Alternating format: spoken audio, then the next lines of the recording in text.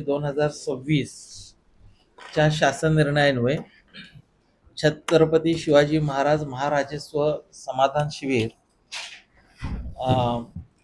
राबवण्याबाबतचे सूचना पण आपल्याला दिलेल्या आहेत.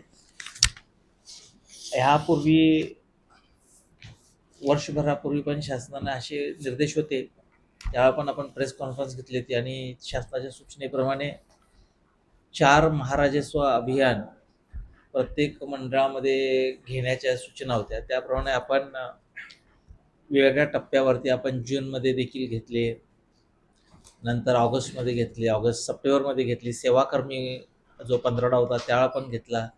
आत्ता रिसेंटली 12, 13, 14 फेब्रुवारीमध्ये देखील आपण घेतला.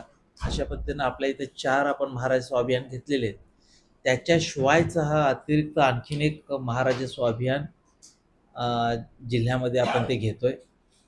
आणि हे जे अभियान आहे ते एकाच वेळेला सगळ्या मंडळामध्ये घ्यायच्याऐवजी आपण टप्प्याटप्प्यानं आपण ते घेतोय. ज्याच्यामध्ये 7 मार्चला आपण 92 एकूण मंडळांपैकी 19 मंडळांमध्ये आपण हे महाराजस्व अभियान आपण ते घेतोय. 14 मार्चला आपण 16 मंडळांमध्ये घेतोय.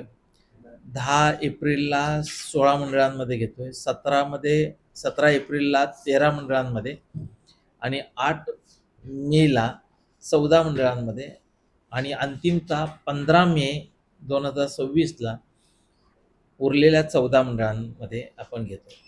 अशा पद्धतीनं एकूण आपल्या हे जे काही महाराजस्व अभियानची जी काही संकल्पना आहे त्याच्या अंमलबजावणीचा आपण हा कार्यक्रम आयोजित केलेला आहे. त्याच्यामध्ये बुलढाण्यातल्या साखळी बुद्रुक, म्हसळा बुद्रुक, चिखलीमध्ये हातनी घोडप, मेहकरमध्ये वरवण, नायगाव, दत्तापूर, लोणारमध्ये टिटवी, सिंदखेड राजामध्ये सोनोशी, साखरखेरडा, देऊळगाव राजामध्ये तुळजापूर, मलकापूरमध्ये धरणगाव, मोताळ्यामध्ये बोराखेडी, शेलापूर बुद्रुक, नांदुरामध्ये निमगाव, खामगावमध्ये आवार, पिंपळगाव राजा, शेगाव तालुक्यामध्ये जवळा बुद्रुक, जळगाव जामोदमध्ये जामोद, संग्रामपूरमध्ये बावनवीर. अशा पद्धतीनं ह्या 19 महसूल मंडळांमध्ये 7 मार्च रोजी आपला हा कार्यक्रम आहे.